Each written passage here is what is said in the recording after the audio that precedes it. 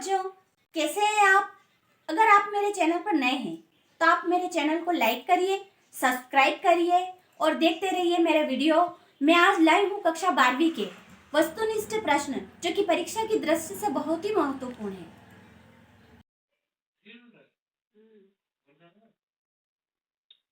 Hello बच्चों, कैसे हैं आप? कक्षा 12वीं की हिंदी की कक्षा में मैं आपका स्वागत करती हूँ। मैं कक्षा 12वीं के लिए लाई हूँ वस्तुनिष्ठ प्रश्न, जो परीक्षा की दृष्टि से बहुत ही महत्वपूर्ण है और ये परीक्षा में आने जैसे हैं और ये व्याकरण से संबंधित प्रश्न है, इसलिए हो जाइए तैयार पढ़ने के लिए। मेरा पहला प्रश्न है, किसी निर्मित अथवा खोजी नई वस्तु अथवा विचार को व्यक्त करने वाले शब्द कहलाते हैं। क्या कहलाते हैं? तकनीकी शब्द कहलाते हैं या निपात शब्द कहलाते हैं? तो वो शब्द कहलाते हैं तकनीकी शब्द, यानी कि किसी भी निर्मित अथवा खोजी गई वस्तु अथवा विचार को जो व्यक्त करने वाले जो शब्द हैं वो कहलाते हैं तकनीकी शब्द। दूसरे नंबर का अपना प्रश्न है कि वे शब्द जो वाक्य में किसी शब्द के बाद बल देने के लिए लगाए जाते हैं वो कौन से शब्द कहलाते हैं? तो वो पता होना चाहिए कि जिसमें अतिरिक्त बल दिया जाता है वो शब्द होते हैं निपात शब्द। तो इसमें क्या आएगा? निपात शब्द। देखो इसमें ऑब्जेक्ट नहीं आया है तो आपको लिखना है निपात, ठीक है? निपात शब्द लिख लीजिएगा। इसके अलावा चौथे नंबर का जो अपना प्रश्न है कि वे शब्द जो किसी ज्ञान विज्ञान के विशेष क्षेत्र में एक विशिष्ट तथा निश्चित अर्थ में प्रयुक्त किए जाते हैं वो शब्द क्या कहलाते हैं? तो देखो, ज्ञान विज्ञान के क्षेत्र में जो काम आने वाले जो शब्द है, जो प्रयुक्त होने वाले जो शब्द है वो कहलाते हैं तकनीकी शब्द। इसके अलावा अगला प्रश्न है अपना कि हालदार साहब अब भी नहीं समझ पाए में भी शब्द है। देखो, अगर निपात शब्द की परिभाषा पढ़ी होगी तो आपको पता चल जाएगा कि निपात होते क्या है, तो जिसमें अतिरिक्त बल दिया जाता है। देखो इसमें क्या है? भी क्या है? भी अतिरिक्त बल दिया जा रहा है, तो ये शब्द क्या कहलाते हैं? निपात शब्द कहलाते हैं। अगला प्रश्न है अपना कि वर्षा से नदियों का रिक्त स्थान हो जाता है, तो क्या हो जाता है? तो नदियों का प्रवाह तीव्र हो जाता है। इसमें क्या आएगा? रिक्त स्थान में प्रवाह आएगा। अगला प्रश्न है अपना कि भारत देश में बाढ़ से प्रतिवर्ष रिक्त स्थान बहुत होती है, तो बाढ़ से क्या होती है? क्षति होती है। तो इसमें क्या आएगा? अपना क्षति आएगा। अगला है प्रश्न अपना कि हमें रिक्त स्थान पान से सदैव बचना चाहिए, तो किस पान से बचना चाहिए? हमें मद्यपान से हमेशा सदैव बचना चाहिए, मद्यपान हमें नहीं करना चाहिए, ठीक है? अगला प्रश्न है कि आजकल अच्छी फसल प्राप्त करने के लिए रिक्त स्थान बीज बोया जाता है, तो कौन सा बीज बोया जाता है? संकर बीज बोया जाता है, ठीक है? इनको नोट कर लीजिएगा आप, ठीक है? अच्छा, शब्द युग्म के प्रकार होते हैं, तो कितने प्रकार के शब्द युग्म होते हैं? 4 या 6? तो अपना सही उत्तर है 4। शब्द युग्म के प्रकार कितने हैं? 4 प्रकार के होते हैं। अगला प्रश्न है कि जब एक ही शब्द की पुनरावृत्ति होती है तो उसे रिक्त स्थान शब्द युग्म कहते हैं। तो पुनरावृत्ति हो रही है तो पुनरुक्त शब्द युग्म कहलाते हैं। ध्यान रख लीजिएगा, कौन सा? पुनरुक्त शब्द युग्म कहलाते हैं। अगला प्रश्न है अपना कि वाक्य रिक्त स्थान है, तो वाक्य क्या है? सार्थक शब्द समूह है या निरर्थक शब्द समूह है? तो सही उत्तर है अपना कि सार्थक शब्द समूह क्या कहलाते हैं? वाक्य कहलाते हैं, ठीक है? अगला प्रश्न है अपना कि वह कहाँ गया है। वह कहाँ गया है रिक्त स्थान वाक्य है। देखो, अर्थ की दृष्टि से वाक्य कितने प्रकार के होते हैं? 8 प्रकार के होते हैं। तो इसमें प्रश्न क्या दे रखा है कि वह कहाँ गया है, मतलब प्रश्न पूछ रहे हैं, तो प्रश्न पूछ रहे तो वाक्य कौन सा हुआ? प्रश्नवाचक वाक्य हुआ, ठीक है ना? अगर नकारात्मक वाक्य होता तो ये निषेधात्मक वाक्य होता कि वह कहाँ वह नहीं जाता है, या ऐसे शब्द आते हैं तो उसमें वो कौन सा वाक्य होता है? निषेधात्मक वाक्य होता। परंतु इसमें प्रश्न पूछा गया है, इसलिए प्रश्न कौन सा हुआ? प्रश्नवाचक वाक्य हुआ, ठीक है? अगला प्रश्न है अपना कि रिक्त स्थान वाक्यों में किसी बात को साधारण रूप से कहा जाता है। साधारण रूप से कौन से वाक्यों को कहा जाता है, कौन से वाक्य में कहा जाता है, तो वो आएगा विधिवाचक वाक्य। सही उत्तर इसका क्या है? विधिवाचक वाक्यों में किसी भी बात को साधारण रूप से कहा जाता है। ठीक है, आप इनको अच्छे से नोट कर लीजिएगा। अगला प्रश्न है अपना, व्यंग्योक्ति को पढ़कर, देखकर अथवा सुनकर रस की निष्पत्ति होती है, उसको बोलते हैं अपन हास्य रस बोलते हैं। काव्य के भेद, तो काव्य के भेद होते हैं, तो काव्य के कितने भेद होते हैं? तो काव्य के 2 भेद होते हैं। ठीक है, ध्यान रखिएगा कि काव्य के कितने भेद होते हैं? तो काव्य के 2 भेद होते हैं। रमणीयार्थ प्रतिपादक शब्द काव्य ने कहा है। अभी किसने कहा है? जगन्नाथ ने कहा है या विश्वनाथ ने कहा है? तो रमणीयार्थ प्रतिपादक ये शब्द किसने कहा था? जगन्नाथ ने कहा था। अगला है, खंड काव्य सर्गबद्ध होना आवश्यक माना जाता है। सर्गबद्ध होना आवश्यक माना जाता है, सही है या नहीं? तो नहीं। देखो, महाकाव्य सर्गबद्ध होना अनिवार्य है, परंतु खंड काव्य अनिवार्य नहीं है। अगला है अपना कि कुरुक्षेत्र है, तो कुरुक्षेत्र क्या है?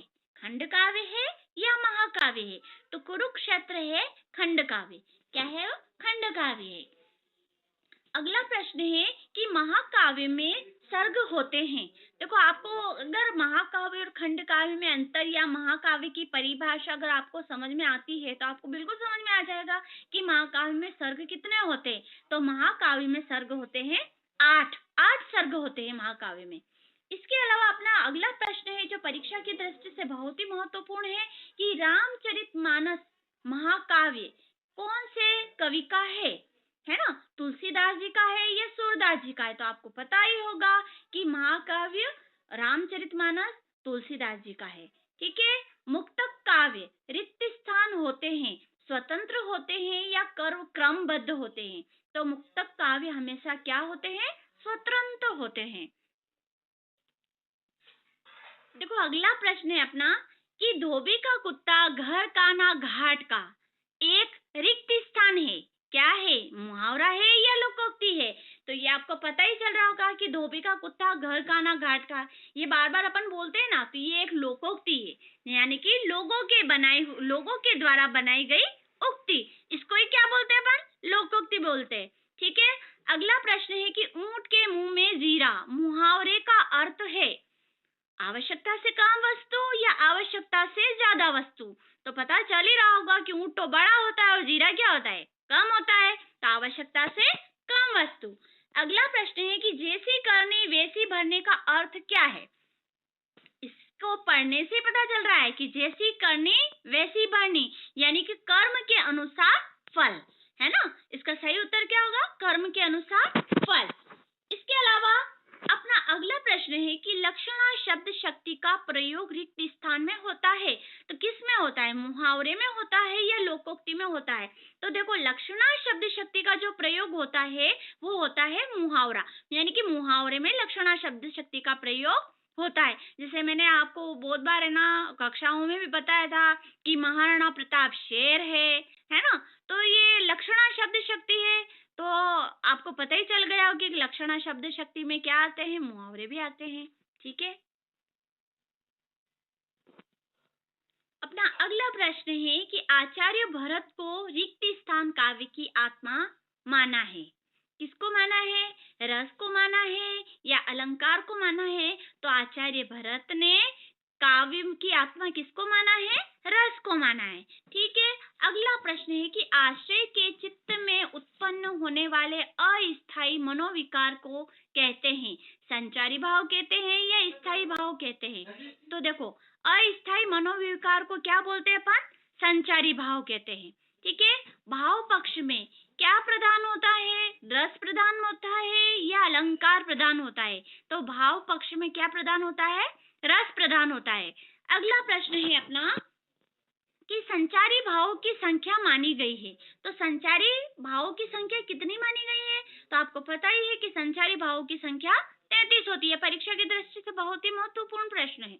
अगला प्रश्न है कि स्थायी भाव की संख्या मानी गई है, तो स्थायी भावों की संख्या कितनी मानी गई है? तो आप पढ़ते आ रहे हो, 9th से पढ़ते आ रहे हो, तो स्थायी भावों की संख्या कितनी होती है?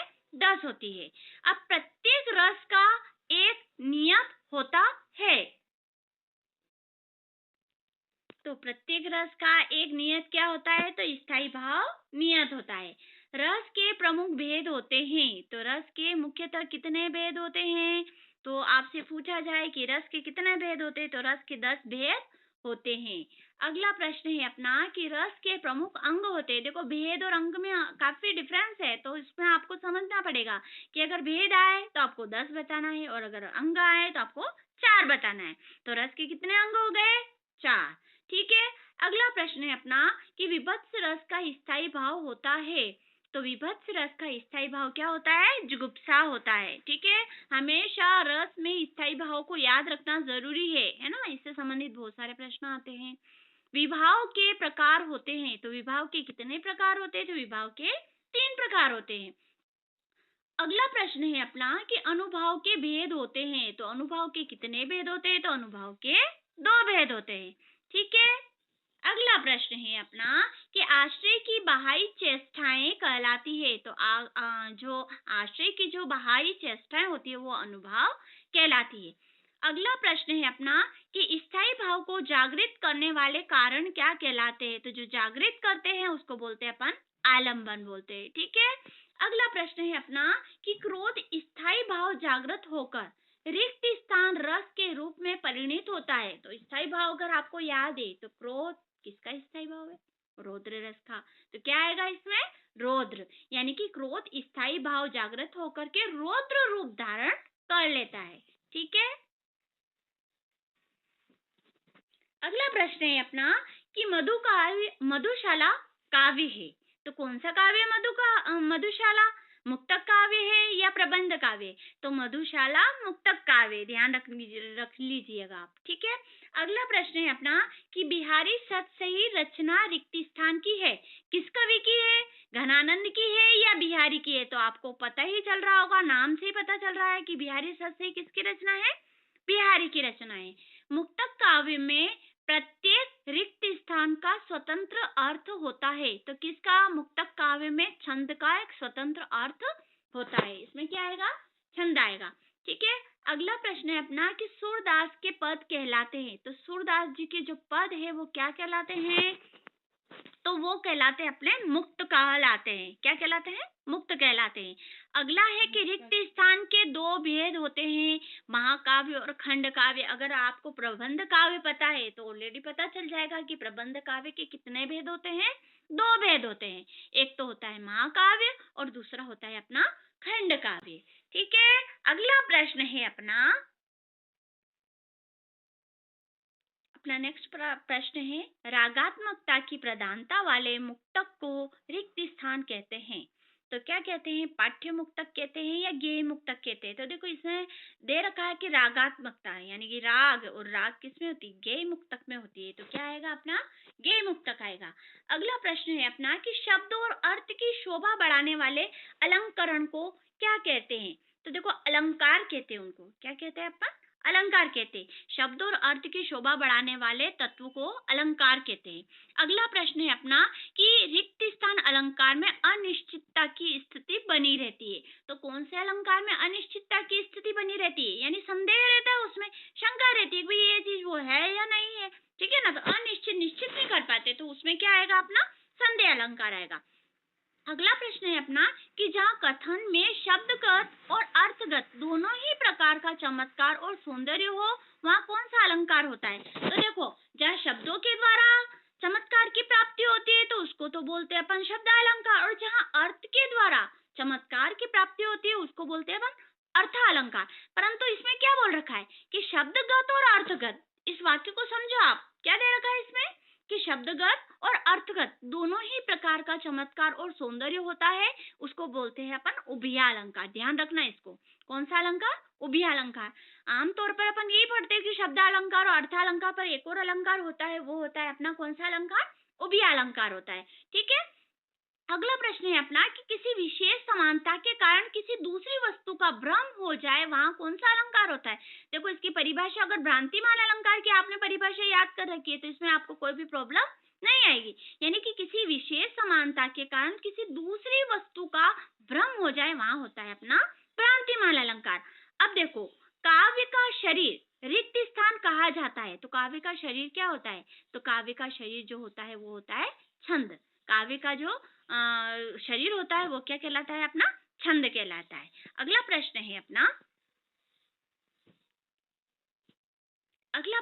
अपना, कि उपमान की अपेक्षा उपमेय को काफी बढ़ा चढ़ाकर वर्णन किया जाए, वह क्या कहलाता है? तो उपमान की अपेक्षा अगर उपमेय को बढ़ा चढ़ा करके वर्णन किया जाए तो वहां होता है व्यतिरेक अलंकार। कौन सा अलंकार होता है? व्यतिरेक अलंकार होता है। अगला प्रश्न है अपना कि छंद शास्त्र में पद का अर्थ छंद का भाग होता है, तो ये कौन सा भाग होता है? देखो, यति, गति, तुक है ना, ये पद पद जो होता है वो चतुर्थ भाग होता है। कौन सा भाग होता है? चतुर्थ भाग होता है, ये ध्यान रखना। अब एक छंद में रिक्त स्थान से अधिक चरण होते हैं, तो एक छंद में कितने चरण होते हैं? तो चार से अधिक चरण होते हैं, ध्यान रख लीजिएगा। अगला है अपना कि रिक्त स्थान सवैया के प्रत्येक चरण में 7 भगण और 2 गुरु होते हैं। ये भगण है, ये इसमें ना मिस प्रिंटिंग हो गई है, ठीक है, इसको भगण समझ लीजिएगा। गण होते हैं ना 8, वो वाले। तो इसमें जिसमें 7 भगण और 2 गुरु होते हैं उसको मतंग यंत्र बोलते हैं। क्या बोलते हैं अपन? मतंग यंत्र बोलते हैं। अब रिक्त स्थान वर्णों का एक गण होता है। देखो, गण होता है 3 के समूह में, है ना, तो ये 3 माना जाएगा। इसमें क्या माना जाएगा? 3 माना जाएगा। अब छंद में ह्रस्व को लघु और दीर्घ को क्या कहते हैं? तो दीर्घ को अपन क्या बोलते हैं? गुरु बोलते हैं, ठीक है। अगला प्रश्न है अपना कि सोठा में कितनी मात्राएं होती है, या सोठा में रिक्त स्थान मात्राएं होती है? परीक्षा की दृष्टि से ये भी महत्वपूर्ण है। तो सोठा में हमेशा मात्राएं होती है, 24 मात्राएं होती है। धन्यवाद।